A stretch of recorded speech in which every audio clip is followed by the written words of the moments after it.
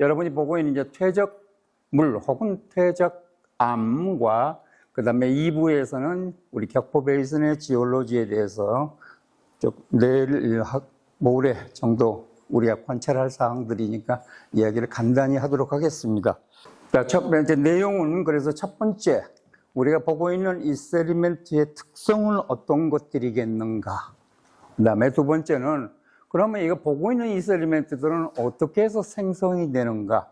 그 과정은 우리가 여기서 웨더링이라고 하는 풍화작용이라는 과정을 거치기 때문에 이를 조금 더 깊이 좀 파고 들어가 보고 이 풍화작용의 결과들이 어떻게 퇴적물과 연관이 되어 있는가 우리가 보고 있는 결과물에 대해서 거기에 대한 말씀을 드리겠고, 자, 우리가 이제 세디멘터리 락을 퇴적물로 구성되어 있는 암석을 우리가 형식상 분류를 해 본다고 하면은 이와 같이 이제 세소성 퇴적물이라 영어로는 이제 실리시 클래스 우리가 흔하게 볼 수 있는 암석들이죠. 여감, 사암, 이지람 이렇게 이제 이름을 붙여가면서 두 번째는 바이오제닉 혹은 바이오케미컬 해서 여기에 이제 바이오가 들어가다 보니까 이제 생물하고 관련이 좀 되어 있는 것 같다라는 거고, 거기에 또 이제 올게닉 세디멘트다. 그래서 유기 퇴적물이라고 해서 여기서 대표적인 게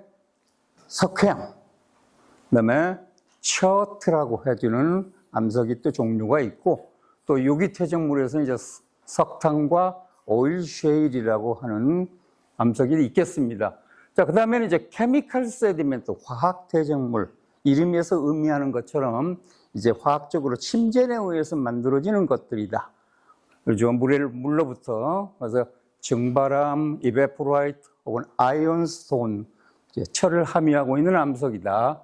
그다음에 마지막으로 볼케닉 클래스틱, 화산 쇠설성, 즉 화산의 분출과 관련되어서 만들어지는 이제 퇴적물들, 이게 이제 내일 여러분이 또 많이 보게 될 겁니다. 자, 이 중에서 오늘 하고자 하는 것은 이 실리시 클래스틱 세디멘트가 되겠습니다. 주로 여러분에게 내일 관찰할 사항이 되기 때문에. 자, 그러면 이제 기본적으로 이제 퇴적물을 만들어내는 과정에서 어떻게 쌓여가는가, 여기에 대해서 큰 스케일의 그림을 보게 돼버리면은 source to sink 컨셉이라고 그래서 개념이라고 그래서 기본적으로 퇴적물들이 어디에서 만들어진 것들이 어떠한 과정을 통해서 어디에 가서 쌓이게 되느냐라는 것을 서로 하나의 묶음으로서 체계화시켜서 쳐다보는 것입니다. 그래서 기본적으로 퇴적물들이 이러한 높은 산지가 있게 만들어지는 장소로부터 이제 운반 과정을 거치면서 궁극적으로 어딘가에 가서는 이제 지표의 낮은 부분에 가서 이제 쌓이게 되겠죠. 자, 이런 걸 하나 이제 통체적으로 쳐다본다라는 개념이고, 기본적으로 만들어져야 하는 것이 이 소스라는 곳이 있어야 되기 때문에 만들어지는 장소, 거기에 기본 것을 이를 컨트롤하는 것은 결국은 무엇이겠느냐. 여기서 보고 있는 vertical movement, 높은 산지형의 우리가 조구조 운동, 올라가야 되는 퇴적물들이 텍토닉스가 작동을 할 거고, 그 다음에 이곳에 분포하는 암석의 종류가 어떤 것이겠느냐, 그 다음에 그 처한 환경이 어떠한 기후대였겠느냐라는 거에 의해서 여기서 만들어지는 퇴적물들의 양이라든가 종류, 이와 같은 것들이 결정이 된다라는 겁니다. 자, 그러면은 우리가 지금 먼저 보고자 하는 이제 퇴적물의 특징들, 가장 1차적으로 접근을 하게 돼버리면은 텍스처란 용어를 써가면서 조직이라고 하면서 여기서 보면 그레인 사이즈, 그레인의 모양, 그 다음에 얼마큼 원마도, 얼마큼 둥그러져 있느냐, 그 다음에 분급 정도, 그 다음에 퇴적물들이 어떻게 서로 배열이 되어 있느냐, 이러한 이제 조직의 개념에서 쳐다볼 때 가장 먼저 들어가는 것이 여기서 보고 있는 이제 그레인 사이즈가 되겠죠. 여러분이 이제 여기서 보고 있는 것처럼 숫자로 표현되어 있는 것처럼 알게인 사이즈를 분류를 이렇게 구분했습니다. 우리가 흔히 알고 있는 모래 퇴적물이라고 하는 것은 여기에 보고 있는 0.0625mm에서부터 우리가 2mm까지의 구간을 알갱이 크기로 샌드라고 그러고, 이거보다 크게 돼서 64mm까지는 페블, 64mm보다 조금 더 커버리게 돼버리면 커블 볼더라는 이제 알갱이 크게 이름을 이제 붙이게 되고, 이보다 이제 적게 들어가게 돼버리면 실트 사이즈, 클레이 사이즈라고 이름을 붙입니다. 자, 이게 이제 우리가 퇴적물을 볼 때 맨 처음에 접근하는 종류가 되겠죠. 자, 이를 바탕으로 해서 우리가 이제 퇴적물의 그라벨 사이즈, 그 다음에 머드가 사이즈, 샌드보다 작은 알갱이 K, 그 다음에 샌드 사이즈 삼각 도표로 해서 또 퇴적물들이 어떤 이름을 붙이게 되겠느냐라고 우리가 이름을 크기에 따라서 분류를 하게 되겠죠. 자, 그 다음에 이제 사이즈가 큰 것들, 아까 2mm보다 큰 것들은 어떻게 또 우리가 눈으로 보느냐. 그래서 이제 그라벨 클래스에서 쳐다봐서 2mm부터 보다 큰 것들을 아까 말씀드린 것처럼 페블이라든가 아니면은 이제 코블, 볼더 이렇게 이름을 붙였는데, 이들을 하나하나 그래도 육안으로 쉽게 볼 수가 있으니까 우리가 특징적으로 원마도가 어떠느냐, 그래서 둥글둥글한 걸 역으로 구성되어 있으면 여감이라고 그러고, 그보다 좀 더 각진 것 알갱이로 되어 있으면은 강력함이라 붙이는데, 우리가 일반적으로 그냥 강력함 이렇게 돼버리면은 단층 활동에 의해서 만들어진 강력하고 좀 혼동이 될 수가 있으니까 앞에다가 세디멘터리 브레차를 붙여주게 되면 좀 더 세이프하겠죠. 막 이야기하는데. 자, 그 다음에 역과 기질. 그러니까 2mm보다 큰 것보다 하는 걸 전부 다 역이라고 해놨는데, 그러면 이거보다 작은 알갱이로 구성되어 있는, 섞여 있을 때, 그걸 어떻게 볼 것이냐? 그래서 역과 기질의 비율을 봐서 하나는 정여감. 이 그림에서 쳐다보고 있는 것처럼 역들끼리 서로 닿고 있을 때, 양적으로. 그런가 하면은 이제 기질이 더 많은 경우에 역들이 하나 둘 떠 있는 상태, 서로 상태에 붙어져 있질 않고, 이런 경우는 우리가 주운 여감이라고 해요. 이제 일반적으로 우리 여감이라고 하면 역의 성분이 한 30% 이상 들어있는 우리의 퇴적암을 이야기하고 있기 때문에 그의 비율을 뭘로 붙이느냐. 그 다음에 여기에 이제 암상이 뭘로 되어 있냐. 하나의 종류의 암상으로만 되어 있다. 혹은 여러 개 다양한 종류의 암상으로 되어 있다. 그럼 역을 만드는 암석의 종류들이 다양했다라는 것이겠고, 그 다음에 여기 기원이 어디에서 왔느냐. 지금 퇴적물이 쌓이는 장소인 분지 내부에서 온 것이냐, 아니면은 외부에서 만들어진 역이 온반대에서 들어와 있느냐. 이런 식으로 이제 조립질인 퇴적물에 대해서 우리가 분석을 하게 되고, 자, 그 다음에 이제 가장 흔하게 우리가 접근을 쉽게 할 수 있는 것이 또 이제 샌드 사이즈 클래스. 우리가 2mm, 63 마이크론 혹은 0.065mm는 5개의 분류를 구별을 해서 사이즈를 또 구별을 합니다. 여기 중간에 되는 것이 이제 미디움 샌드, 그 다음에 그 위아래는 코스 샌드, 조립질, 그 다음에 파인 샌드, 그보다 조금 더 조립이면 very coarse, 여기는 very fine. 그래서 퇴적물 자체 샌드는 이렇게 분류하고 그에 따라서 이제 사암으로 이제 이름이 되겠지요.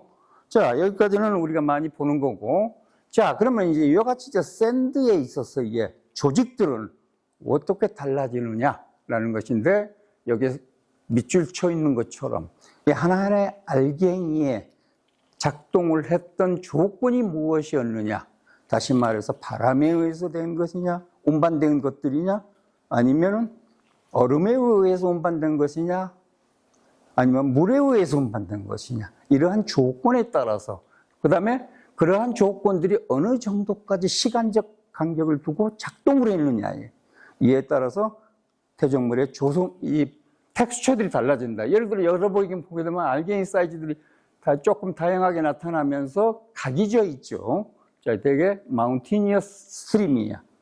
산간지대에 흐르는 모래들 종류가 되고, 그 다음에 조금 더 먼 거리를 운반하는 알갱이 돼버리면 이 가장자리가 조금 더 마모가 되면서 조금 더 둥그러질 거예요.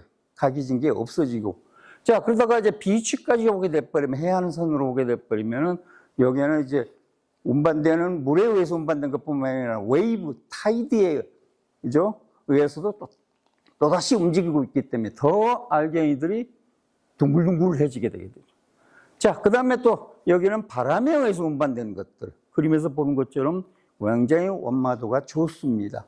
또 비슷한 알갱이 사이즈들만, 즉 바람이 이동을 시킬 수 있는 그런 같은 크기의 알갱이들만 이제 운반이 되기 때문에, 자, 이렇게 해서 이제 어떠한 조건에 의해서 운반이 됐느냐, 얼마만큼 시간이 주어져 있느냐에 따라서 텍스처들이 다양하게 나타난다라는. 자, 그 다음에 이제 그러면 이러한 이제 샌드나 샌드스톤들은 무엇으로 구성되어 있느냐 이거죠. 가장 흔한 게 석영, 장석, 그 다음에 암편이라고 해주는 것이 돼 있고, 그 외에 우리가 비중이 한 2.9cm/g으로 되어 있는 헤비 미네랄들, 이런 종류들이 있게 됐고, 그 다음에 암석일 경우에는 이러한 알갱이들을 서로 또 붙잡아두고 단단해져야 되기 때문에 우리가 시멘트라고 하는 교결물이 필요하죠. 이 중에서 이 세 가지가 석영, 장석, 암편이 가장 중심이 되는 알갱이들이 되겠다라는. 자, 그러면 이제 이걸 바탕으로서 우리가 사암을 조금 더 분류를 해본다. 이 세 개 석영, 장석, 암편의 삼각 이 도표를 가지고 어떠한 것으로 구성되어 있는 암석인가라고 해요. 가장 요 꼭지점 부분에 가까운 석영의 꼭지점은 석영사암 혹은 석영모래라고 해서 거의 이렇게 라이트 컬러를 띠는 사암의 종류가 될 것이며, 다시 이제 장석의 코너 쪽으로 가까우게 돼버리면은 그림에서 보고 있는 여러 컬러풀하게 나오는 알갱이들, 우리가 이름에 아코스 혹은 장석질 사암이라고 하는. 자, 이쪽에 이제 오른쪽 코너에 있는 암편에 많이 들어가 있는 보면은 암석의 파편들로만 구성되어 있는. 자, 이게 이제 사암의 종류가 상당히 다양하게 나타나면, 그건 결국 내가 어디에서 만들어졌어, 어떠한 조건을 지시를 해주는 것이다라는 거죠. 자, 그럼 이제 샌드보다 알갱이 더 사이즈 작은 것들은 어떻게 하느냐? 그거는 이제 샌드, 클레이, 실트, 이 구간에 따라서 조금 더 또 구별을 하게 됩니다. 이 과학자들은 이게 할 일이 없는 사람들이 맨 분류만 해. 구별만 하고. 자, 그러면서 이제 알갱이 사이즈가 적은 거로 들어가게 돼버리면은 우리가 이제 머드 혹은 머드락이라고 통칭을 해요. 샌드보다 작은 알갱이들은 전부 다 머드 혹은 머드락이라고 한 이름을 붙여버리는데, 여기 구성물들은 뭘로 되어 있느냐? 점토광물. 조금 이따 다시 나올게요. 석영, 장석이나 백운목, 그 다음에 탄산형 광물들, 캘사이트, 돌로마이트, 그 다음에 설파이드, 황화물, 올게닉메라 혹은 비정질 물질 혹은 마이크로파실 등이 우리가 이 세립질인 퇴적물들을 구성하는 요소들이 되겠다. 물론 이 중에서도 가장 중요한 거는 이제 클레이 미네랄이 됩니다. 알갱이 사이즈가 적다 보니까. 그래서 이런 것들은 이제 우리가 연구하기 위해서는 눈으로 직접 보는 거는 좀 불편하고, 왜? 63 마이크론보다 적은 알갱이들이기 때문에 조금 더 고해상도의 하이 레조루션한 광학적인 혹은 전자기기 방법을 이용을 해서 이제 알아보게 됩니다. 자, 그러면 이제 다음에 조금 더 이제 클레이 미네랄이 들어가 가장 중요한 건 알갱이 사이즈 적은 것들이니까. 자, 이것들은 이름하여 클레이 미네랄은 우리가 파일로 실리케이트, 다시 말해 레이어드 실리케이트라고 해서 층상형 교산형 광물이라고 합니다. 여기서 층이라고 하면 층상형이라는 건 층이 되어 있다는 건데, 무엇이 층이 되어 있느냐? 하나는 SI하고 4개의 O로 구성되어 있는 사면체를 이루는 층하고, 다음 하나는 알루미늄을 센터 가운데 두고 O가 2개, 그 다음에 OH기가 4개가 되어 있는 팔면체의 층. 그래서 사면체 층하고 팔면체 층 둘로 구별이 되어 있다. 자, 이들이 2개가 이제 각각의 사면체 층, 팔면체 층들이 어떻게 서로 결합을 하느냐에 따라서 여기 여러분이 숫자를 표시해 놓은 게 있을 거예요. 2대1, 2대1, 2대1 하게 되면 이 앞에 있는 것은 사면체 층 해당하는 거고, 뒤에 있는 거는 팔면체 층이에요. 자, 그럼 이제 머드의 특성을 이제 우리가 찾아봤는데, 아니, 퇴적물들의. 특성을, 그러면 이제 이들의 퇴적물들은 어떻게 해서 만들어지느냐 라는 것이죠. 그 퇴적물들의 생성에 대해서 관련되어 있는데, 기본적으로서 어떤 기반함들이 있게 되고, 그 기반함들이 망가져, 부서져, 디스트럭션 된다고. 그렇게 되면서 퇴적물들이 만들어지는데, 이 과정을 우리가 쉽게 설명하기 위해서는 케미컬 웨더링과 메케니컬 이로전이다. 두 가가 합쳐지면서 퇴적물을 만들어낸다라는 거고, 자, 그걸 조금 더 살펴봅시다. 자, 우리가 일반적으로 락이라고 하는 거, 솔리드죠. 간단하게 든든하고, 그 락은 미네랄로 구성이 되어 있다. 자, 이런 이제 락은 우리가 세 가지 타입으로 분류해진다. 쉽지만 조금 이제 우리 기본으로 다시 되돌아가서 이야기를 합니다. 이그니어스 락, 세디멘트 락, 퇴적암, 변성암. 자, 그러면 이거는 이제 락이라고 하는 솔리드 컬렉션이기 때문에, 그 다음에 이야기하고는 미네랄이 되어 있냐. 락을 구성하고 있는 기본 단위가 락이 미네랄이기 때문에, 이 미네랄은 정의가 이렇게 되죠. Unnaturally occurring. 다시 말해서 자연산이어야 돼. 실험실에서 만들어낸 거는 합성인 거고, 자연산이어야 되고, 두 번째는 distinctive chemical physical property를 가지고 있어. 다시 말해서 독특한 그 광물만의 고유한 화학 성분과 그 다음에 물리적 특성을 가지고 있다라는 거. 그 다음에 역시 조성, 컴포지션 자체도, 케미컬 컴포지션 자체도 독특해야 되고, 다른 거와 달리, 그 다음에 그 안에 들어가 있는 원소들의 아토믹 스트럭처도 딱 규정이 되어 있어야 돼. 다시 말해, 미네랄은 자연산의 독특한 물리 화학적인 특성을 가지고, 화학적 조성을 가지며, 그 다음에 내부의 구조도 특징적으로 나타나줘야 된다. 미네랄. 자, 그러면은, 자, 그래서 사실 이제 또 우리가 앞에서 이거 쳐다보면 락이라고 하는 것은 미네랄의 솔리드 컬렉션이라고 했기 때문에, 이걸 좀 더 보면은 락이라고 하는 것은 대체로 두 개 내지는 그 이상의 광물로 구성이 되어 있다. 라고 하나 예를 들어 보게 돼버리면은, 여러분이 우리가 흔히 알고 있는 그라니트, 화강암이라고 하는 것. 이 화강암이라는 것은 이그니어스 락이다, 요게. 그죠? 위에 여기에 해당하는 것이고, 뭘로 구성이 되어 있느냐? 석영, 장석, 운무. 여기에 그레이 컬러를 띠고 있는 것은 석영들이고, 여기에 화이트 컬러를 띈 부분들이 장석들입니다. 그 다음에 검게 나타나는 부분들이 이제 마이카가 되겠습니다. 자, 락과 이제 미네랄의 상호 관계를 이제 알았으니, 그 다음에 이제 넘어오는 것이 이제 락 사이클이 되겠어요. 자, 여기 어스 서피스야. 지표 부분.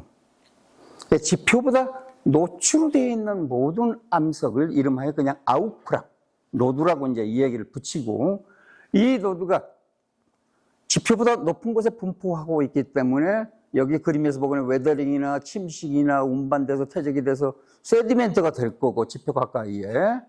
그죠? 점점점 메모리 지나면 퇴적암으로 될 거고, 더 메모리 되면은 열과 압력이 증가하게 되면 변성암으로 갈 것이고, 더 높은 온도 압력이 돼버리면 녹아버릴 거고, 마그마가 만들어질 거고, 그로부터 이제 심성암과 그 다음에 분출암에 이그니어스 락이 만들어질 거야. 요게 이제 한 사이클이 만들어지고 융기를 하면서 또다시 이제 노출이 될 겁니다. 근데 요거는 이제 한 바퀴 풀로 사이클을 돌았을 때 이 얘기고, 퇴적암까지 되는 상태 내에서 융기되면 다시 아웃크랍이 된다, 이게. 자, 변성암까지 간 단계에서 또다시 융기를 해버리면 지표에 노출이 될 거예요. 그 다음에 여기에 있는 것도 또 융기를 해서 나타나게 되고. 자, 이게 이제 기본적인 락 사이클이 되게 되는데, 여기 보면은 색깔이 이 핑크빛을 칼라를 띠고 있는 것들은 화성암입니다. 그 다음에 여기에 요런 색깔로 띠고 있는 부분은 변성암이에요. 그 다음에 그 밖에 이제 칼라풀하게 나오는 암석들은 퇴적암이에요. 여러분이 아까 조금 전에 앞에 그림의 락 사이클에서 어느 단계에서든지 락은 융기를 할 수 있다고 그랬죠. 자, 한반도의 락이 지금 이런 상태다 이거예요. 다시 말해서 여기에 있는 심성암이 융기돼서 좀 지표의 높은 곳에 위치를 하고 있을 뿐 아니라, 퇴적암 자체도 지금 높은 곳에 위치를 하고 있고, 지표 위에, 그 다음에 변성함도 노출하고 있죠. 자, 이와 같이 지표에 노출된 어느 종류의 암석이든가 일단 노출이 되기 시작하면은 용기를 해서 이제 풍화작용과 침식작용을 받게 된다는 거. 그런데 이 그림에서 보고 있는 것처럼 서로가 다른 종류의 암석들이야. 그 사물 역시 달라질 수밖에. 그죠? 만들어진 퇴적물도. 자, 그러면 이제 웨더링이라는 것을 조금 더 파고 들어가 봅시다. 풍화작용이다. 어떤 작용? 결국 솔리드로 구성되어 있는 암석을 브레이크업이 일어나고 깨트려지고 덩치가 큰 거를 깨트려지고 그 다음에 용식이 되어버리면 그래서 결국 세디멘트가 만들어진다. 여기는 하나 예를 들어 보고 있는 우리의 서부에 있는 도봉산이 되겠습니다. 높은 산을 이루고 있지만은 항상 그리 단단해 보이지만은 궁극적으로는 어디로 가게 돼? 이와 같이 모래로 시간이 지나면 바뀌게 된다라는 겁니다. 그 과정을 제일 먼저 작동하는 게 풍화작용이더라. 자, 우선 피지컬 웨더링 간단하게 여러분이 책에 나와 있는 분들 언로딩이 일어난다. 지금 이 그림 같은 거 보면 요거 지금 포천 지역인데 여기 저 밑에 화강암이에요. 화강암은 우리가 심성암이라고 그러죠. 지하 깊은 곳에서 만들어진 암석이야. 그럼 위에서 엄청난 무게를 눌리고 있었는데 이 눌리는 것이 없어지게 돼버리면 고체잖아. 압력이 줄었으면 팽창을 해야 되는데 할 수 없이 지금 이 그림에서 보고 있는 것처럼 압력이 제거되는 방향이 직각인 방향으로 전리들이 형성되면서 깨트려지기 시작하는 겁니다. 자, 두 번째는 프로스트 웨칭. 여기는 암석의 틈 사이에 물이 들어가서 얼고 녹고 반복을 하면서 암석을 깨트려내는 과정을 보여주고 있고 파이어에 의해서도 열을 가하고 또 식고 하는 과정에 팽창과 수축이 일어나면서 그다음에 식물의 루트, 식물의 뿌리가 들어가면서 식물이 성장하면 깨트려내겠죠. 그다음에 특히 해안가 같은 데서 가면은 미스트, 우리가 오션 미스트라고 해서 파도가 깨트려지는 분말들이 가면서 해안 절벽 같은 데 내리게 되면서 물은 그냥 증발해버리고 여기에 솔트들이 침전하면서 이와 같이 벌집 구조를 만들어내죠. 특히 이름하여 우리가 이제 타폰이라고 이름을 붙이게 됩니다. 자, 다음에 여러분이 이제 들어봤을 보이는 리액션 시리즈. 자, 이 그림에서 보이네. 맨 처음에 올리빈 높은 온도, 약 1400 정도 온도가 되는 매그마 상태에 있을 때 올리빈 감남석이 만들어지고 그 다음에 온도가 점점점 낮아지게 돼버리면 파이록신 휘석이 만들어지고 그 다음에 엠피볼 각섬석이 만들어지고 흑음모가 만들어지고. 자, 여기 화살표가 뚝뚝 떨어져 있는 것처럼 불연속적이다 이거죠. 불연속 반응 계열입니다. 반면에 요 오른쪽에 있는 거 보게 돼버리면 같은 높은 온도에서는 GA가 많이 들어있는 사장석이 먼저 침전을 하고 온도가 계속 낮아지게 돼버리면은 이제 소디움이 많은 사장석이 만들어집니다. 근데 이 화살표 그림이 어떻게 돼서 쭉 하나로 그어져 있죠. 연속 계열이다라는, 계속적으로 이걸 시리즈로 만들어지고 있다라니. 여기서는 이거 하나 만들어지고 난 이후에 이거 만들어지고 절차가 이제 다르다라는 겁니다. 자, 이와 같이 이제 이러한 두 개의 과정이 끝나고 나면서 이때 상태에 만들어진 이그니어스 락 타입이 이제 달라지게 되죠. 요 위에 올리빈이나 플라지오클레이스 중에 칼슘이 많은 거에 대부분 울트라 메픽 락이 만들어지는 거고, 그 다음에 요 정도 온도에서 가게 돼버리면은 이제 바사드나 게브로 같은 그러한 암석이 만들어지고, 요 밑에 도단계 내리게 돼버리면 안데시릭이라가 안산암질 이제 암석이 만들어지게 됩니다. 더 낮아지게 돼버리면 약 650도 정도까지 온도가 더 점점 마그마가 식어져 버리면은 이제는 정장석이 만들어지고 포타슘이, 그다음 백운무, 석영. 자, 이렇게 해서 구성되어 있는 암석은 그라니틱 마그마로부터 출발하는 그라니트가 대표적인 것이 되겠습니다. 자, 이게 이제 보이는 리액션 시리즈입니다. 마그마 온도가 높은 온도에서 낮은 온도로 내려가면서 어떻게 광물들이 설차적으로 만들어지는가? 그런데 얘네들이 이제 만들어진 광물들이 이제 지표에 노출이 되면 전혀 달라지게 됩니다.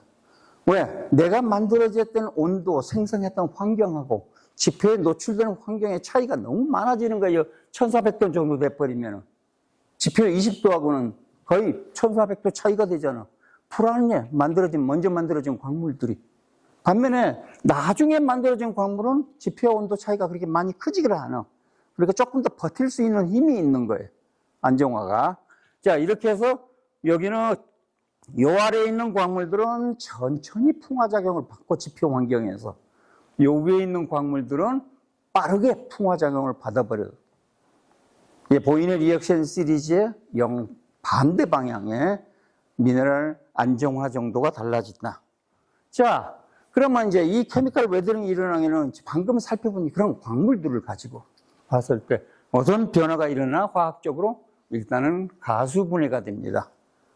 분해가 돼버려요. 예를 들어 여기에 있는 정경석 KAlSi3O라는 광물이 결국 케올리나이트라는 광물이 되고 포타슘은 여기서 빠져나가 버리고 그 다음에 실리식 옥시드 역시 빠져나가 버립니다. 그 다음에 혹은 완전히 디솔루션, 용해가 돼버려. 분해가 돼.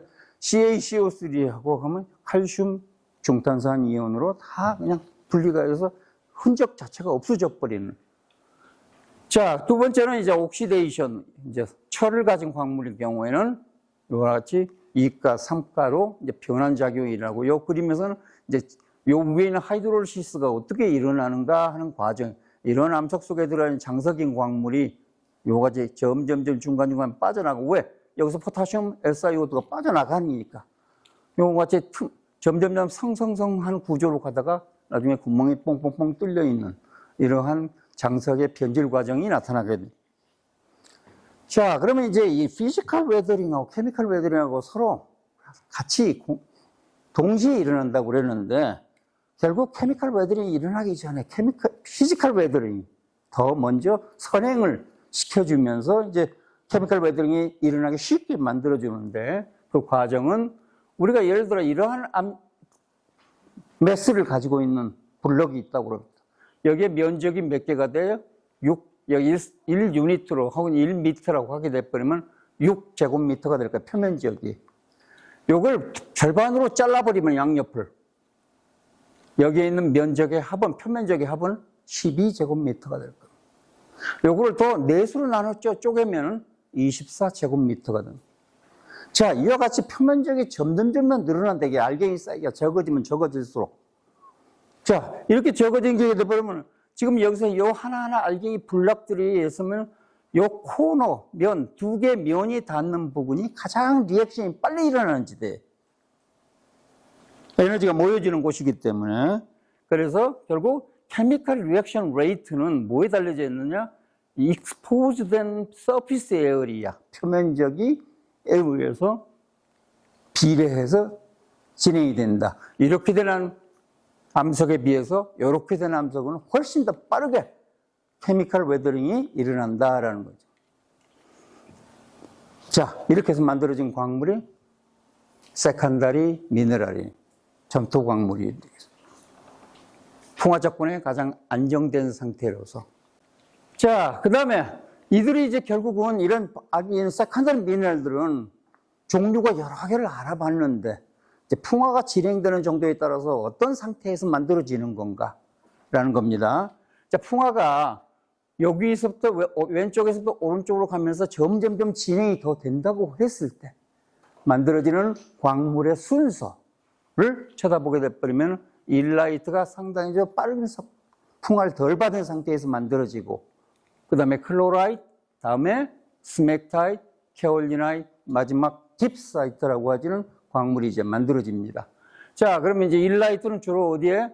리칭이, 용탈작용이 제한돼서 나타나는 템퍼레이트 에어리아에서 주로 만들어지는 광물이고, 반면에 이제 클로라이트는 역시 한 중간 정도의 이제 용탈작용이 일어나는 템퍼레이트 소일, 온대 지방에서 만들어지고, 또는 엑시딕한 소일, 산성을 가진 토양에서, 그 다음에 이제 에리디안 존에서도 주로 많이 잘 나타난다. 스맥사이트는 역시 이너미디에이트한 리칭이 일어나면 이거보다는 훨씬 조금 더 웨더링이 진행된 상태가 되고 템퍼레트 소일에 가장 많고 온대 지역에 그다음에 물에 잠긴 글레이 소일 침수된 지역에 만들어지는 그런 정수 그다음에 혹은 하일리 알칼라인 에리드 존 건조한 지대이지만은 토양수가 알칼라인 조건일 때 주로 많이 만들어요. 캐올리나이트는 이거는 애시드한 산성의 트로피칼 지대에서 주로 많이 나고 궁극적으로 라테라이트, 아이언리지 탑소이라고 관련이 되어 있습니다. 자, 더 진행하게 되면 여기서 AL 캐올리나이트의 SI 중에서 SI마저 빠져나가 버리면은 알루미늄 하이드록사이드가 만들어지면서 깁사이트라고 해주는 가장 풍화가 심하게 일어났을 때 만들어지는. 자, 이같이 이제 세컨더리 미네랄의 종류가 어떤 것이냐 내가 보고 있는 퇴적물에서 하게 돼버리면은 우리는 풍화의 상태를 알아볼 수가 있고 만들어진 장소가 어디에 있느냐 기후대적으로 알아볼 수가 있겠죠.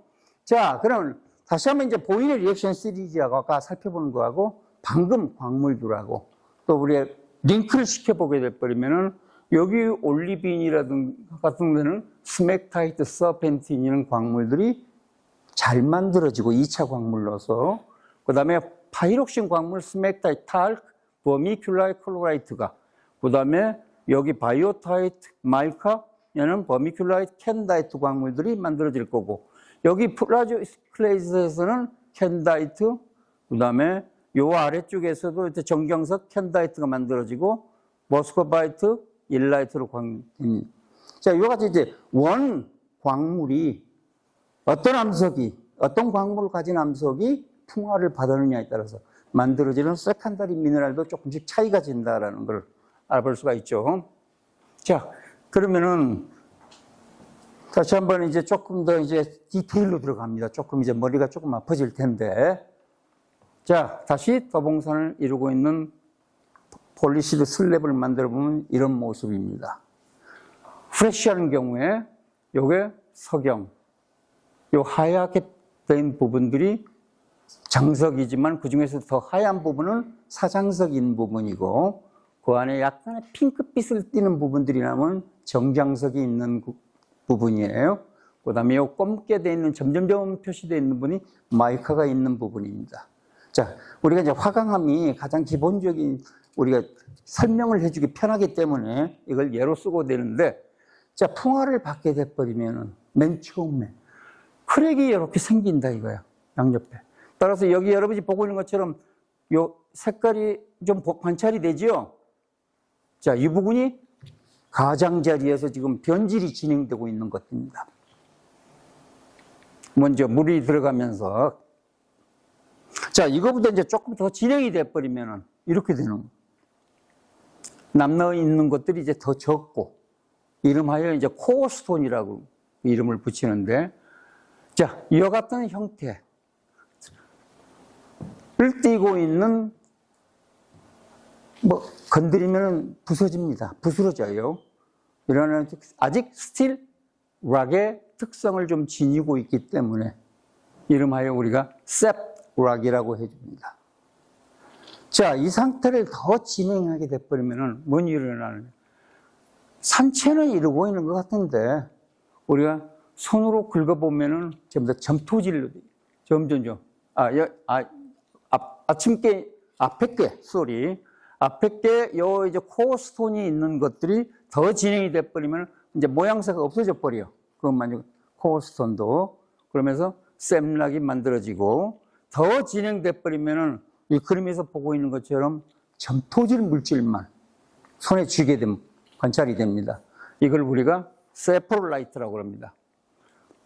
자, 그러면은 결국 지표에서 풍화가 진행이 돼버리면은 토양이 만드는 제자리에서 시간이 흐름에 따라서 요 그림에 따라서 요 같은 모습을 띠던 것들이 점차적으로 이렇게 바뀌어갈 거야, 모양이. 그러면서 토양에 이제 기반함이 있고 여기 페어런트 락에서 모재, 모물질이 있고 그 다음에 심토, 서브소일, 표토 요 세 가지를 다 통칭해서 우리가 레골리스라고 합니다. 자, 기반함 위에 있는 레골리스가 이제 만들어지게 되어 있는데 그래서 지형적으로 쳐다보게 돼버리면 시간이 흐름에 따라서 즉 풍화를 받는 과정 중에서 솔루션으로 빠져나가는 원소들이 생기기 때문에 지표는 점점점 낮아지겠죠. 그러면서 밑에 있는 기반함 자체의 심도도 점점 깊어질 거고. 오케이, 이게 진짜 심플하다, 이거.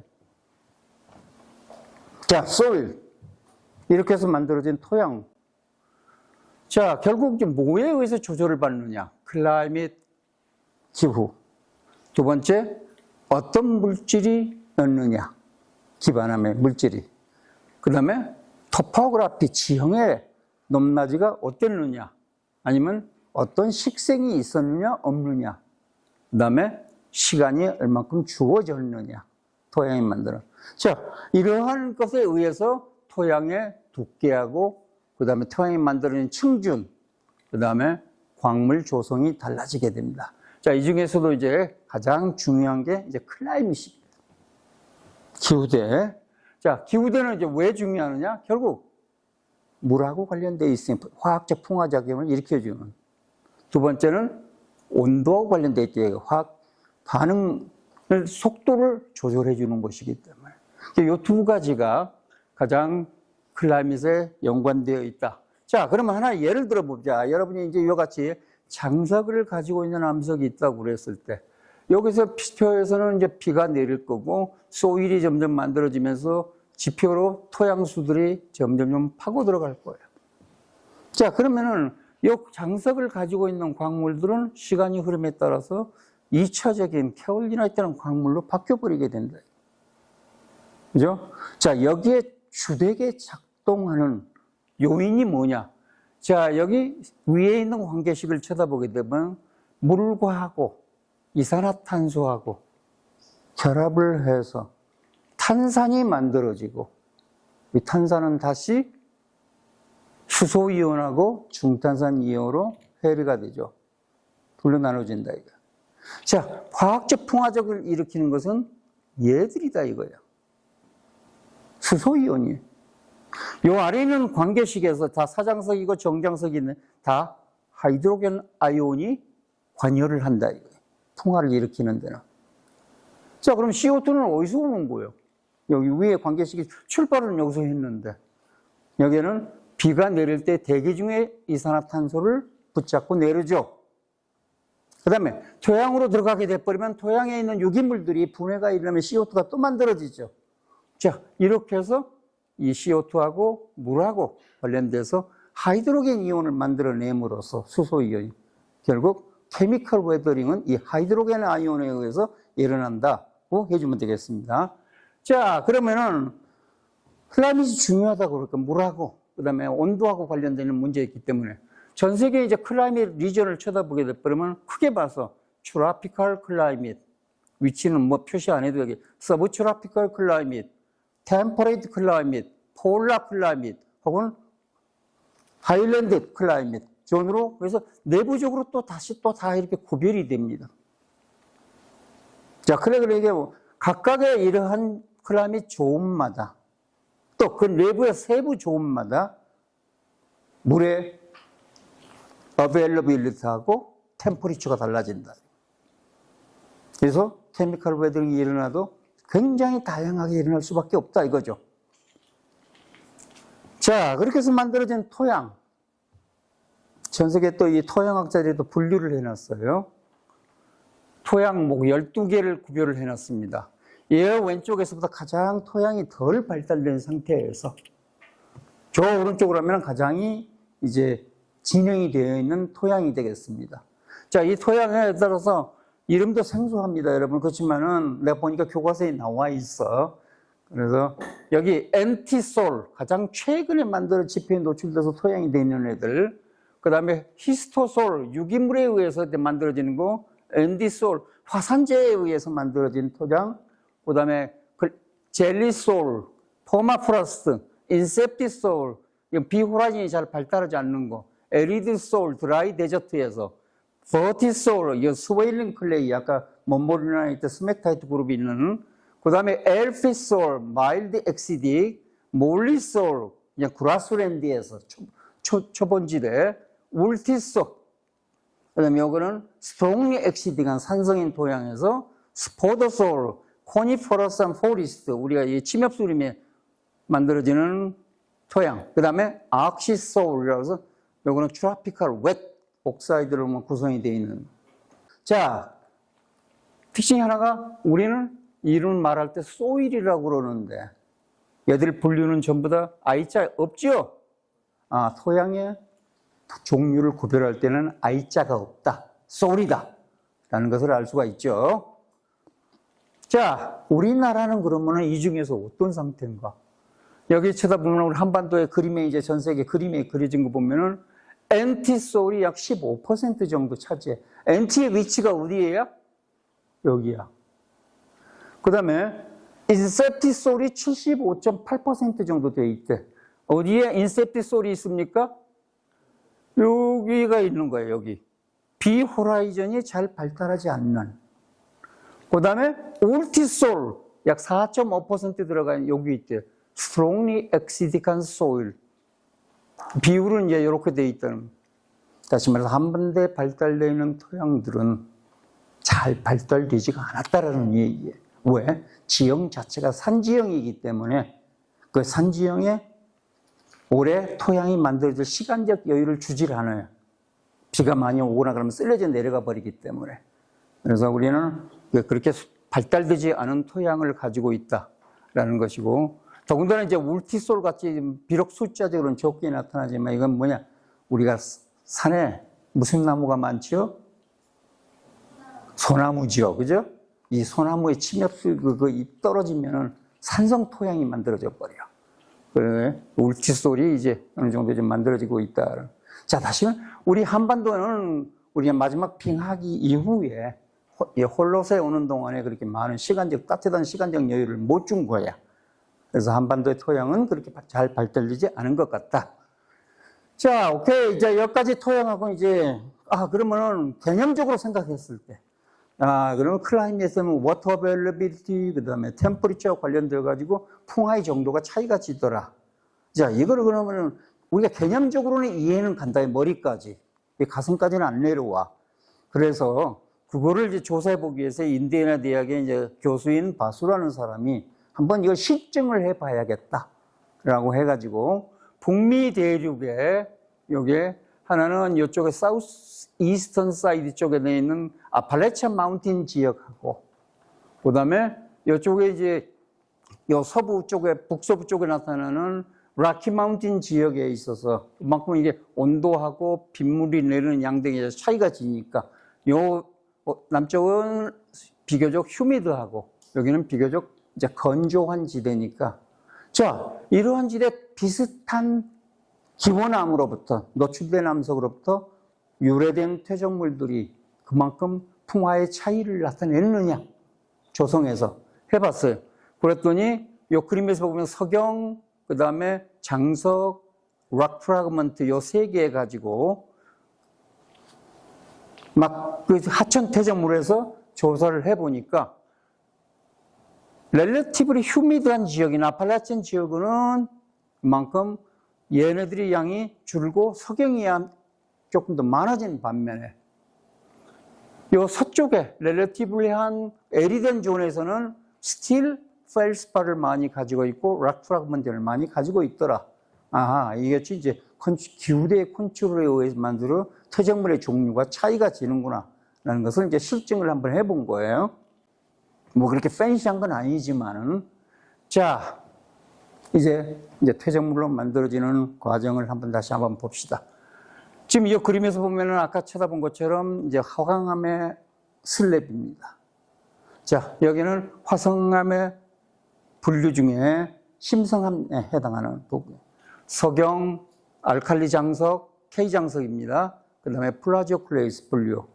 여러분이 우리가 많이 알고 있는 그라니트는 이 중간쯤에 해당하게 되고, 거기에 이제 플라지오클레이스가 조금 더 많으면은 그라노도 할 때 화강 성노감이 되고, 이보다 더 많으면 이제 토날라이트 이름.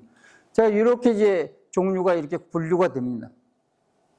구성 광물의 차이에 의해서 같은 화강암류에 해당하지만은 이 그래프에 들어가 있는 모든 암석들이 약간의 이 알칼리 펠스파하고 플라조 클래스의 비율이, 그 다음에 쿼츠의 비율이 약간씩 조금 차이가 된다라는 거. 자, 그러면은 아까 여러분이 이제 보이는 리액션 시리즈를 봤다 이거예요.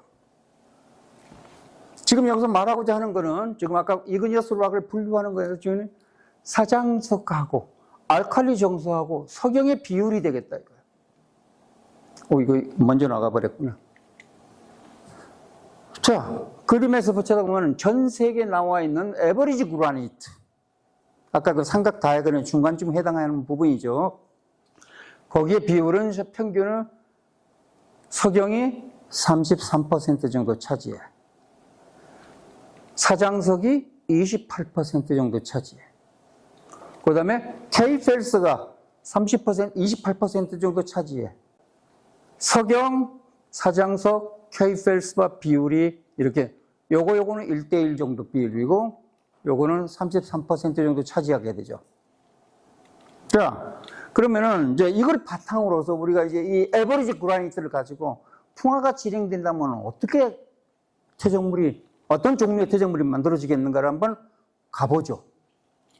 자, 아까 보이는 리액션 시리즈 이런 광물로 구성되어 있다. 방금 살펴본 광물이 그라니트가 석영, 사장석, 병석이 1.2, 1대1 비율이야.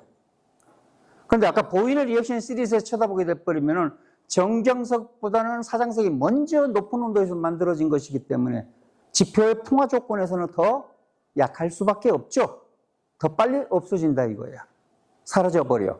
자, 그렇게 되면은 요 사장석하고 정장석의 비율에서 그라니트에서부터 출발해서 어디로 가? 요게 먼저 없어지니까 요 제로 가까이로 갈 거야. 그러나 정장석의 비율은 크게 많이 변하지는 않아. 자, 이런 상태에서 여기에 이르게 돼버린 사장석이 다 없어지면 정장석도 점점 없어지면서 궁극적으로는 석영으로 가버릴 거다. 자, 요거를 이제 광물학적으로 실으면은 이제 케미스트리를 가지고 좀 쳐다보자. 여기 보면은 Al2O3 꼭지점, 여기는 CaO, NaTO 사장석에 해당하는 파트가 될 거고, 그 다음에 여기는 K에 해당하는 파트가 됩니다. K장석에 해당하는 파트. 자, 여기 평균, 아까 에버리지 그라니트는 여기에 해당한다.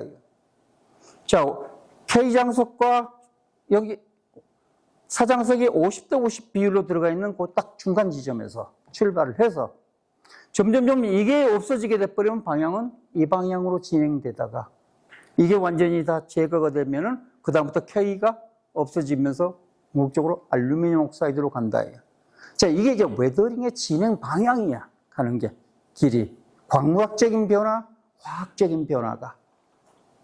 자, 이거 이제 이해가 됐으면은 여기에서 보면 스맥타이트하고 일라이트 머스코바이트가 차지하는 이 삼각 도표에서의 영역이 이렇게 되겠습니다. 그 다음에 에이펙스 이제 꼭지점에는 이제 케올리나이트, 알루미늄 옥사이드만 더 들어가 있으니까 여기서 SiO2는 우리가 고려하지 않기 때문에 이런 같이 이제 광물에 따라 진행되는 과정을 이해해 볼 수가 있다. 자, 그러면은 이러한 것들을 조금 더 도표적으로 표시를 하기 위해서 만들어 놓은 지수가 하나 있는데 그게 이제 여기서 케미컬 인덱스 볼토레이션이라고 합니다. 자, 그다음에 요 밑에 보면은 50 정도 해당하는 부분은 아까 플라조 클레이스, K펠스가 여기에 중간되는 50대 50으로 연결되는 선이 있는데 여기 보면 이제 그라니트는 이쪽쯤 위치하고 그라노다이오라이트는 화강선은 여기쯤 위치하고 토날라이트는 여기쯤 위치하고 이렇게 이제 출발 암석의 지점이 다 틀리게 됩니다. 그거는 K펠스파하고 알칼리 펠스파의 상대적인 비율의 차이에 의해서 요 이제 출발하는 암석이 위치가 이만큼 차이가 진다라는 거고 조성에 따라서 그 다음에 각 암석들이 풍화를 받았을 때 진행하는 방향은 아까 조금 전에 앞에서 본 슬라이드와 같이 이런 방향으로 진행해서 결국적으로 요리 가고 그라노다이오라이트도 이렇게 해서 이렇게 가고 여기 다티드 라인으로 표시되는 것들이 예상되는 풍화의 진행 방향이 되겠습니다. 자, 그러면 여기에 찍혔다 그러면 이제 여러분이 이제 요리 오게 되면 한 70 되는구나. 그러면 모더레이트한 이제 웨더링을 받았구나라고 해줄 수가 있습니다. 자, 이제 여기서 한 단계 조금 더 나가가지고 여기 대부분의 이제 쉐일, 우리가 알고 있는 전세 지구적인 그런 것들은 이 정도에 해당한다. 70에서 75 정도의 값을 갖는다라는 걸 해주고. 자, 그다음에 이제 여러분이 이제 흔하게 봐왔을 하나의 이제 지구의 단면의 그림이 되겠는데, 뭐 여기서 이제 화학적 조성에 따라서 지각, 멘틀, 핵, 물리적 특성에 따라서 암석권, 연약권, 중간권, 외핵, 내핵으로 구별하지만, 여기서 지금 관심을 가지고자 하는 것 부분은 이 부분이 맨 위에 지각에 해당하는 파트가 되겠어요. 자, 그래서 이제 컨티넨탈 크러스트는 우리가 한 25에서 75m 정도 두께를 가지고 있다고 하는데, 지금 퇴적물을 만들어내는 거는 여기에서도 저 윗부분이야. 어퍼 컨티넨탈 크러스트야. 왜? 육지에 노출된 부분이 고구니까. 자, 그래서 이제 어퍼 컨티넨탈 크러스트의 특성은 어떤 것이냐? 궁극적으로 어퍼 컨티넨탈 크러스트는 모든 퇴적물을 만드는 궁극적인 기원지가 되겠다라는 거고, 이들의 조성은 대개로 펠식하다. 규장질, 실리콘, 악시겐, 알루미늄을 많이 가지고 있는 이그니어스 앤 메타모픽 락이다라는 거고, 그 다음에 평균적인 조성은 우리가 화학 조성에 좀 메픽한 고철질, 즉 마그네슘이나 아이온을 많이 가지고 있는 그라노다이오라이트는 쿼츠 다이오라이트에 해당한다. 조성으로, 암석으로 보면은. 그 다음에 그 안에 들어가 있는 장석이 60에서 70% 정도를 차지한다. 오케이. 자, 이것을 봤을 때, 그냥, 이제 이러한 것에 의해서 가장 점토 광물은 그러면 어디서 나오느냐? 풍화의 산물이라고 해주는 거는 대부분 여기 보면 펠스파로부터 풍화에 의해서 만들어진다.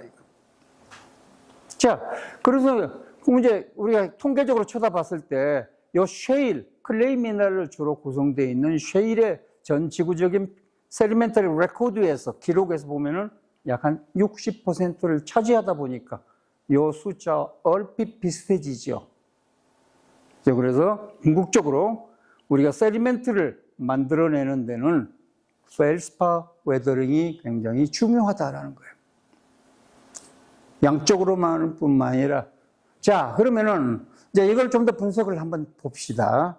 우리가 앞에 제목에 붙여져 있는 mature weathering profile이다. 단면이야. 풍화, 토양 단면이 되겠는데, mature하다라는 이야기는 굉장히 잘 발달되어 있는, 우리 아까 토양의 맨 오른쪽 끝에 해당하는 옥시졸에 해당하는 거겠어요.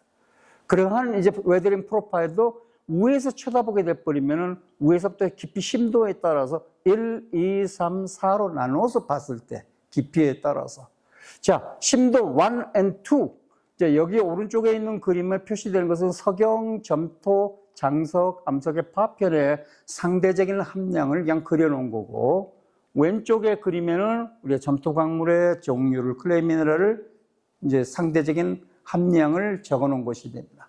자, 봤을 때 이 존 1, 2 가장 잘 발달된 토양이었을 때 굉장히 케미컬 웨더링을 많이 받은 지대다. 그죠? 탑 소일에 해당하는 부분이. 자, 그렇게 되면 주로 이로부터 여기에 들어가 있는 광물들은 주로 뭘로 구성돼? 석영하고 K장석으로 구성되어 있을 거다. 아직 살아남은 애들이. 특히 요 존 2에는. 그 다음에 이곳에서부터 유래된 머드 퇴적물들은, 세립질 퇴적물들은 뭘로 구성이 되어 있을 건가? 주로 케올리나이트. 왜? 머추어한 소일 호라이즌이기 때문에. 가장 성숙된. 그 다음에 깁사이트. 아까 SI마저 빠진 알루미늄 하이드록사이드로 되어 있는 AlOH3로 되어 있는 점토 광물이 될 거다. 자, 반면에 요 밑으로 들어가는 3, 4 해당하는 존은 요 윗부분에 비해서 조금 더 케미컬 웨더링이 적게 일어났겠죠. alright. 그 다음 두 번째는, 그러다 보니까 이 안에 들어가 있는 광물들은 석영, 장석, 케이스파, 그 다음에 락 프라그먼트들이 들어갔을 거예요, 안편들이. 자, 그 다음에 요의 조성들을 되게 보면은 여기에 밑에 놓여져 있는 기반함하고는 비슷할 것 같다. 대체로 특히 존 4가. 자, 그 다음에 여기로부터 운반되는 머디 퇴적물, 세립질 퇴적물들은 어떻게 되겠느냐?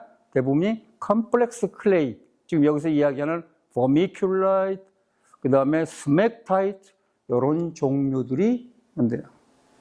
자, 이 그림을 이제 보여준 거는 우리가 보고 있는 퇴적물들에서 어떤 조성을 가지고 있는 모래알갱이와 점토질 물질이 퇴적물로 나타나겠는가라는 거예요. 자, 예를 들어서 존 1, 2가 풍화돼서 이로전 돼가지고 운반돼서 쌓였다.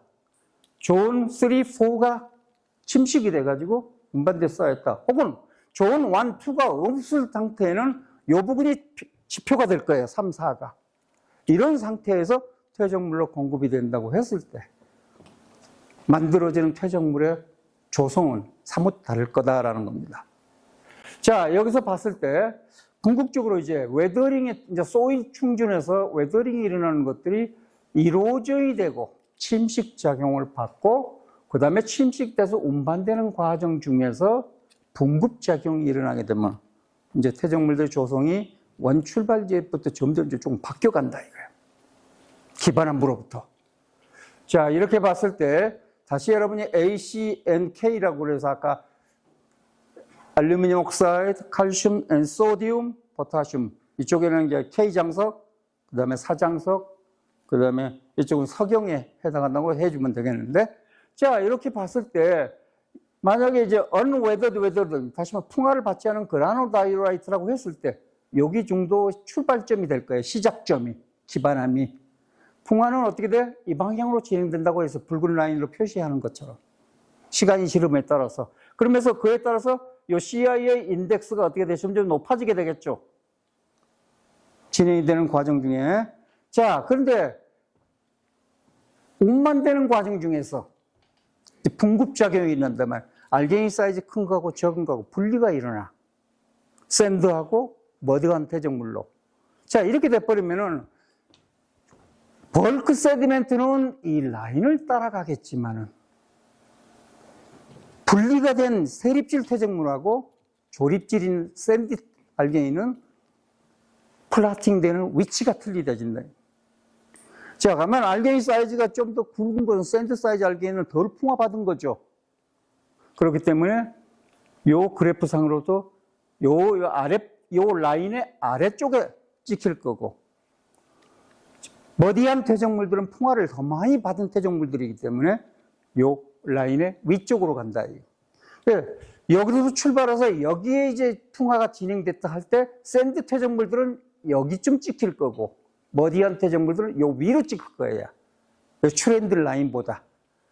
자, 이 그림은 이제 그런 걸 이제 관찰되는 것으로 실제 이제 관측된 조사에 의하면은 이제 여기 보면 호주에 여기 위치가 되겠는데 그 지역에 요 유역 분지를 가지고 있어서 여기에 이제 에스추어리가 있고 여기에 인도양으로 바다로 연결되어 있는 그에 이제 플루비얼 퇴적물들 하성 퇴적물과 에스추어린 퇴적물에서 모래하고 그다음에 점토를 분리를 해가지고 분석을 해본 거예요. 광물로 봤을 때는 석영, 사장석 거기에 보면은 여기쯤 해당하더라 이거야. 암석은 기본의 기반함들이 이제 그라니트, 쿼츠, 몬조나이트, 그라노다이로이트 정도 된 요 정도에 해당하는 거. 웨더링 트렌드가 이렇게 진행돼서 샌드는 여기 찍히고 에스추어린 샌드는 조금 더 이동해 가서 요쯤에 찍히고. 자, 요거를 이제 케미스트리를 분석하게 되면 기반함은 여기서 찍히는데 약 50대 50 정도 되는 기준에 샌드는 요 트렌드 라인의 아래쪽에 찍히게 되고 머드는 요 트렌드 라인의 위쪽에 찍히면서 분리가 되더라고요. 그래서 이 알갱이 사이즈 다른 종류를 가지고 풍화의 정도가 달라지기 때문에 이걸 바탕으로 기본 함석을 어느 정도 풍화를 받았는가 해석할 때는 주의를 해야 된다는 것. 자, 그러면 이제 케미컬 웨더링이 없을 때는 어떻게 나타나느냐? 뭐 예상한 대로 여기 이제 북극 지역이야. 여기에 빙하로부터 운반되어서 바다로 내려가는 이 플루비얼 퇴적물들을 가지고 분석해 본가. 여기 베드락은 여기야. 별표로 표시되어 있는 조성이.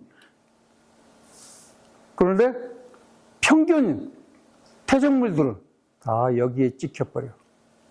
가까이 찍히죠. 풍화를 거의 안 받았다라는 얘기예요.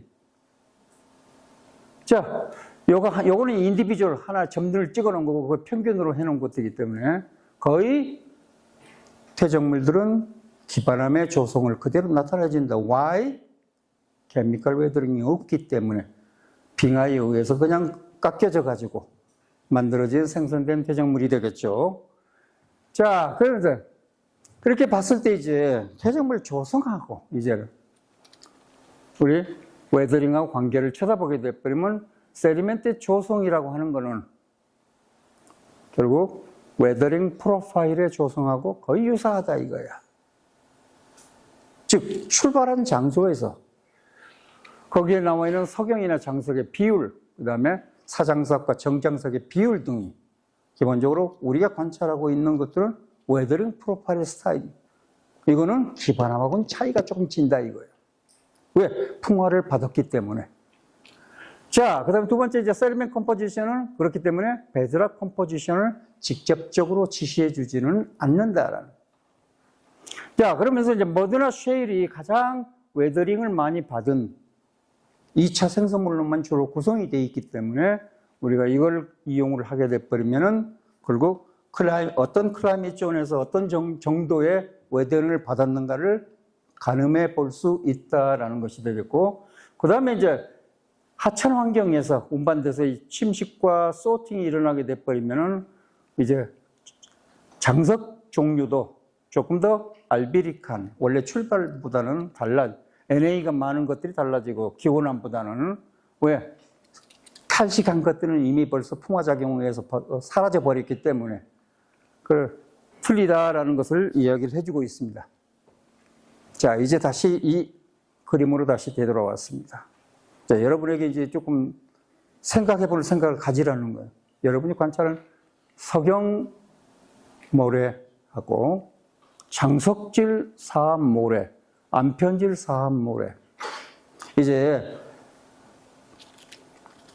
구성광물에 의해서 분류를 했을 때 이들이 이제 단순히 이 삼각형 도표에서 찍어서 되는 게 아니라 그게 무슨 미닝을 우리한테 주느냐 이거예요. 자, 여러분의 시료가 여기에 찍혔다 하게 돼버리면 요 둘 성분은 이미 다 사라져 버렸다는 얘기죠. 어떤 과정에서? 풍화 침식 과정 중에서 상당히 많은 풍화작용을 받았다라는 얘기가 되겠어요. 자, 장석이 많다라는 퇴적물들은 장석이 많네 이게 아니라 그 비하인드에는 풍화작용을 많이 받지 않았다라는 겁니다. 자, 안편지를 찍은 것도 마찬가지. 사실은 안편은 요 장석보다 더 약해, 물성이. 그래서 남아있다라는 이야기는 그만큼 운반거리가 멀지 않다라는 얘기예요. 자, 그래서 이러한 그림이 우리한테 주는 미닝이 그 비하인드에 어떤 이제 우리가 해석을 해줄 수 있겠느냐라는 것을 다시 한번 보자 이야기예요. 자, 그러면은 결국 이제 소스 싱크 컨셉을 아까 여러분한테 이제 얘기를 해줬는데 여기서 다시 정리를 하면 락이라는 것이 웨더링을 받고 그 웨더링을 받는 팩터들은 기후, 그 다음에 어떤 암석이 받았느냐, 지형적으로 어땠느냐, 베지테이션이 어땠느냐, 시간이 얼마큼 주어졌느냐에 따라서 레골리스가 만들어지게 될 거고 이 소일이 결국 이로전과 트랜스포트를 거쳐야지만이 퇴적물이 된다 이게. 제자리에 그대로 있으면 소일이에요. 퇴적물이라고 하진 않는다 이거요. 자, 이렇게 봤을 때 이제 이로전 트랜스포트는 뭐에 의해서 운반되나? 그래비티, 중력에 의해서, 그 다음에 카런트에 의해서, 유수에 의해서, 웨이브, 윈, 글레이셔에 의해서 운반돼서 이제 퇴적물이 될 겁니다.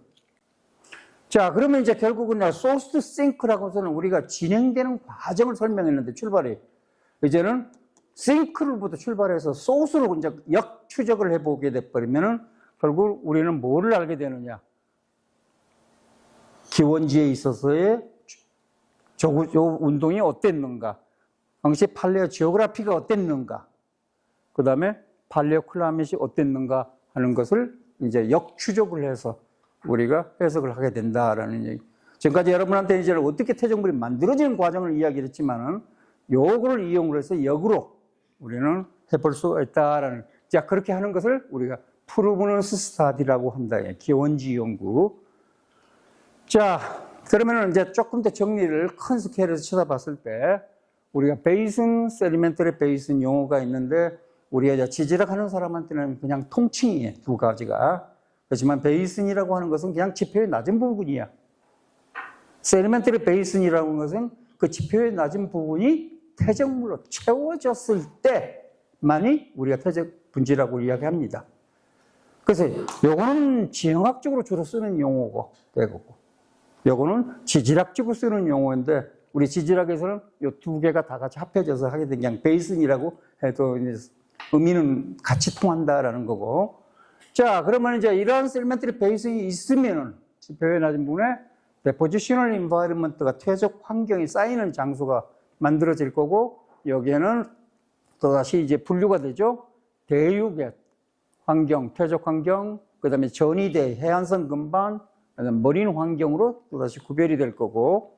자, 그런데 이제 다시 한번 정리를 하면 이제 Earth Surface라고 하는 것은 크게 봐서 이 세 개의 권역이 서로 만나는 곳이다. 앰모스피어, 대기권, 지오스피어, 그 다음에 바이오스피어 다 같이 만나면서 작용을 하는 것, 상호작용을 하는 장소가 되고, 특히 지오스피어에서는 다시 우리가 암권, 하이드로스피어, 빙권 이렇게 해서 또 나눠볼 수가 있죠. 다시 말해서 이러한 과정을 거치면서 서로 상호작용을 거치면서 지표에서 퇴적물이 만들어진다라는 것이다. 자, 그러면서 우리가 세디멘트나 세디멘트 락을 하게 돼버리면은 이러한 인포메이션을 얻어낼 수 있다. 고지리, 고기후, 고해양, 고생태, 그 다음에 조산운동사 이런 것들을 알아볼 수가 있다라는 겁니다. 타임 스케일에서 좀 이야기하게 돼버리면 우리가 빅뱅에서 출발해서 플레센트까지 오는 동안에 빅뱅 언제 일어났어요? 응? 크게. 오케이, 138억 년이래. 그때부터 출발해서 우리 우주의 시간은 시작이 된 거예요. 착각 하면서 결국 솔라 시스템이 만들어지는 게 언제? 그래야 46억 년이에요, 여기 솔라 시스템이. 자, 그렇게 해서 이렇게 이제 오늘날까지 오게 됐죠. 그런데 이제 오늘날부터 역으로 추적했을 때 여기는 BC 이때까지 오늘날까지는 히스토릭 타임이게 되고 역사 시대고, 그 다음에 역사 시대를 벗어나는 것은 우리가 지올로직 타임이라고 이제 이름을 붙이게 되죠. 근데 요 히스토릭 타임의 유니트는 우리가 이어를 쓰게 되고, 여기 히스토릭 타임에 들어가더라도 결국은 우리가 AD, BC 이걸 쓰지만은 역시 이어야. 그죠? 그다음에 이제 지올로직 타임으로 가게 돼버리면 이러한 이어, 이거 가지고서는 우리가 동그라미가 너무 많아. 46억 년이 되기 때문에 해당하는 건. 그래서 우리가 뭐를 쓰게 되냐? 밀리언 이어서고, 빌리언 이어서고, 몇백만 년, 몇십억 년, 이런 용어를 쓰게 되면서 요거를 이제 약자로 쓰게 된다. 밀리언 이어서고, MA를 쓰고, 그 다음에 빌리언 이어서고 하면 GA라는 약자를 쓴다. 그래서 우리는 흔히 요 용어를 많이 쓴다라는 거예요. 지질학적으로는. 자, 지올로지 타임 테이블입니다. 여러분 여기서 보고 있는 것처럼 우리가 시대는 프리캠브리안, 발레조액, 메소조액, 세노조액 그게 구별이 돼 있다. 자, 이와 같이 이제 선캠브리아대, 고생대, 중생대, 신생대 나누는 뒤에 대자로 나눠져 있는 건 다 하면 생물의 변천을 기준으로 했었습니다. 각 대에서도 우리가 또 세부적으로 피어리어드를 주기를 또 나누죠. 그것도 역시 생물의 변천에 의해서 나눠진 것이다. 그래서 모든 게 생물하고 관련이 돼 있다. 이 테이블에 들어가 있는 거는. 자, 그 중에서 여러분한테 이제 백악기에 대해서 이제 이야기 좀 하려고 그래요. 우리가 내일부터 복원하는 것은. 백악기는 1억 4,500만 년. 오케이. 요즘엔 돈 단위가 크니까 괜찮죠? 부르기가 1억 4,500만 년부터 6,600만 년. 애매히 약간 했죠? 밀리언 이어서고라고 그랬죠? 요거 빼면은 산수니까 79 밀리언 이어스 피어리어드가 될 거야. 7,900만 년. 자, 우리가 현재 살고 있는 신생대는 언제부터 시작을 했어요? 백악기가 끝난 6,600만 년부터 온 거야. 근데 백악기 하나만 해도 7,900만 년이면 더 긴 시간이라는 걸 알 수가 있죠. 신생때보다도. 자, 이 시기에 뭔 일이 있었나? 오늘하고는 사뭇 달랐다라는 거예요. 평균 대기, 대기의 산소 농도. 지금은 얼마지요? 대기 중에 산소. 크게. 그렇지. 21% 정도 들어있죠. 드라이 에어에. 자, 근데 이때는 한 30% 정도까지 추측이 한다 이거예요. 과거 히스토리이기 때문에 30%까지. 그래서 오늘날 레벨보다는 150% 높았다. 자, 이 이야기는 뭘 얘기하고자 하느냐? 산소가 많으면 뭐 숨쉬기는 편하겠죠. 불이 잘 난다는 얘기야. 산소가 많으면. 우리가 이제 불타는 재료를 가지고 불을 붙여봤을 때 불이 붙었다가 지속적으로 탈 수 있는 미니멈 산소의 농도는 17%야. 오늘 우리나라 21%니까 불 잘 다 한번 일어나면 지속적으로 타버린다 이거야. 자, 그럼 30%는 금방 불기만 가해지면은 금방 불이 타버립니다. 다시 말해서 백악기는 불의 시대였어요. 산불이 많이 나는 시기에. 자, 산불은 뭐에 의해서 일어나나요? 오늘날에는 사람이 또 들어가지만은 자연의 경우에는 응? 크게 응? 마찰? 그러면 나뭇잎 마찰, yes, yes. 또 응? 크게 안 들려 저기. 제가 귀가 약해서. 응? 물방울? 걔 렌즈 현상에 의해서, 물에 의해서 파시골. 더 큰 자연. 응? 번개야. 추추 때리는. 낙뢰에 의해서 일어나는. 그 낙뢰만 때렸다 하면은, 다시 말해서 오늘날 보고 있는 전선의, 그죠? 작동이 하겠다 하면 그냥 불 나버리는 거야. 그래서 그 당시 백악기는 굉장히 뜨거웠다는 얘기예요. 두 번째, 대기 중에 CO2 농도 약 한 2000ppm까지 높아졌을 것 같아요. 불확실성은 있지만 여러 가지 방법론에 의해서 약 한 2000ppm. 오늘날 얼만데, 여러분? 응? 내가 여기 넣어놓은 것은 7배 정도 PIL이라고 하는 건 약자로 하는 겁니다. 프리인더스트리얼 레벨이에요. 산업혁명 전. 우리 여기 이화여자 대학교는 알 텐데 이정훈 선생이 안 가르쳤나? 얼음에서? 프리인더스트리얼 산업혁명 전에 대기 중에 이산화탄소는 얼음 속에 붙잡혀 있어. 280 ppm 정도. 자, 지금은 이제 우리가 이제 그 빙하기 끝났으니까 이보다 높겠죠. 280보다. 지난 쿼터너리 동안, 제4기 동안 빙기, 간빙기가 반복되는 것이 얼음에 그대로 보존이 되어 있는데, 기록이. 280 ppm 베이스라인 빙기 때 하고 간빙기가 되면은 380까지 갔어요. 왔다 갔다 했어요. 100 정도 왔다 갔다 했어요.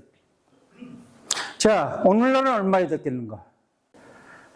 가장 핫한 데이터를 보여줄게요. 라스트 업데이트가 2025년 4월 30일이야. 어제야. 들어가서 쳐다보니까 4월 20일 날 비기능한 위계 430이었대. 1년 전에는 427.67이었대. 거기 10년 전에는 403.24였대. 이거는 이제 하와이의 마우나로아라고 굉장히 높은 지대에서 이제 관측해서 하는 것들인데, 자, 지금 우리가 숨 쉬고 있는 여러분이 에브리 숨마다 약 430 ppm이 이산화탄소가 들락날락거립니다. 나가는 건 좀 더 많겠다. 들어오는 게. 대기 중에 있는 것을 여러분이 마시기 때문에. 자, 그러면 무슨 얘기야? 오늘 더웁잖아요. 지구온난화 원인은 다 손가락질 우리가 이산화탄소에다 하잖아. 2000 ppm까지 하니까 어떻게 되겠어? 아우, 뜨거워. 그치? 예스. 그래서 지구 전지구 평균 온도는 오늘날보다 5도 내지 10도 정도 차이가. 자, 이거는 이제 숫자가 이렇게 차이를 지는 것은 위도에 따라 변하기 때문에 적도 지방에는 크게 변하진 않지만은 고위도적으로 가면은 좀 더 높은 차이가 나오기 때문에 이렇게 된다. 자, 그러기 때문에 더 높은 해수면. 왜? 바닷물도 지금 부풀죠? 온도가 올라가면은. 물도. 그렇게 되면 50에서 평균 100m 정도 오늘날보다 해수면이 높았을 것 같다. 그죠? 많은 대륙의 가장자리는 다 물로 덮였겠죠. 자, 그 다음에 이제 전 지구적인 온난화. 이거는 우리가 아까 이산화탄소에서 살펴보겠지만은 특히 중기 백악기라고 하는 것은 약 1억 1000에서 9천만 년까지 요 시기 동안에 우리가 미드 크리테이셔스 핫하우스 스테이트라고 이야기를 하는데, 지금 여기 보게 되면은 오늘날에는 극지방, 양극지방, 남극의 아이스 여기 있는 곳에는 여기 오늘 이보다 74도 정도 차이가 지고 북극 지역에는 45도 차이인데 적도 근방하고 이런 온도 차이를 보이는데, 중기 백악기 때에는 요 시기 동안에는 약 한 25도 정도밖에 차이가 나지 않아요. 적도 지방하고 극지방 차이가. 그만큼 온도의 변화 차이가 많지 않았다. 즉 적도와 극지방 사이가. 자, 이게 이제 이 차이가 좀 일어나면 무슨 일이 일어나는가? 바람이 없어, 거의. 온도 차이가 있어줘야 기압의 변화가 생기고 그에 따라서 바람이 움직일 텐데 그만큼 바람이 없었다는 얘기야. 바람이 없게 돼버리면 또 무슨 일이나 바다에서는 해류가 잘 안 일어나지요. 물의 순환도 잘 안 일어나게 됩니다. 당시. 자, 그 다음에 이제 또 이 중기 백악기에는 광범위한 탄산염 대지가, 탄산염이 만들어진 것이 우리가 당시에 존재하였던 테티스라고 해라고 하는 것들이 존재를 하는 곳에 적도 지역을 따라 발달했던 바다입니다. 그 바다를 따라서 탄산염 플랫폼이 굉장히 소멸하고 생성하고, 이게 지금 현재 전부 다 기록으로 남아있는 게 알프스 산맥의 높은 산맥의 탄산염, 돌로미테라든가 하는 곳에 전부 다 이때 만들어진 것들입니다. 그 다음에 해양의 무산소 사건, 아까 바람이 잘 안 움직인다고 그랬죠. 해수 순환도 잘 안 일어난다고 그랬죠. 그러다 보니까 정체되고 위는 계속 달궈지는 거야, 바다 표면은. 그러면 안정화가 그냥 돼버리는 거예요. 위는 덮은 물, 아래는 찬물 그냥 그대로 남아버리는 거예요. 해수의 순환이 안 일어나니까 어떻게 돼? 무산소 조건이 만들어진다, 이거예요. 자, 이 무산소 조건이 만들어진 표층해 바다에는 생물체들이 살아서 플랑크톤이 살다가 죽으면 그대로 보존이 돼버리죠. 이게 지금 우리가 있는 역설적으로 중동 지역의 석유는 다 이때 만들어진 것들이야. 유기물들이. 그 다음에 엄청난 해양의 화산 활동이 있었습니다. 우리가 특히 남서 태평양 지역에 이름하여 온통 자바 대지라고 해주는 곳인데, 맨틀로부터 올라오는 화산 물질들의 해저를 깔고 있었어요. 그때 요게 이제 어느 정도 되느냐? 1억 2,500만에서 9천만 년 사이, 상당히 장기간 동안 3,500만 년 동안, 2,500만 년, 3,000만 동안이요. 거기에 이제 현재 알래스카 면적의 2배 정도 되는 그러한 대지가 있대. 화산 대지가 약 153만 평방제곱킬로미터. 그 다음에 두께는 40m 정도. 우리 남한 면적의 15배라는 얘기입니다. 크기가 그만큼 큰 화산 활동이 있기 때문에 이러한 화산 활동에 의해서 엄청난 양의 이산화탄소가 방출이 됐고, 그 다음에 이때는 또 판 구조가 활동이 굉장히 빠르게 진행됐어요. 그래서 중앙해령지대가 식을 여력이 없어 계속적으로 화산 활동이 일어나고 이게 마그마가 공급이 되다 보니까, 그러다 보니까 바닷물이 전부 다 위로 올라갈 수밖에, 해수면이. 자, 그 다음에 또 하나의 오늘날 우리 꽃을 보고 있죠. 식물, 봄마다. 그때 식물들이 출현하기 시작을 했어. 백악기 때. 그죠? 꽤 오래됐지요. 이렇게 현화 식물이 발생한 게. 자, 이런 상태가 그러면서 마지막에는 시대를 마감하는 대재앙이 일어났죠. 어떤 재앙? 소행성의 충돌. Yes. 자, 그 다음에 이것뿐만 아니라, 그 다음에 또 엄청난 화산 활동이 일어나 있었어요. 이 시기에. 그때 데칸 추랩이라고 해서 인도 북부, 중북부 지역에 엄청난 양의 바살트들이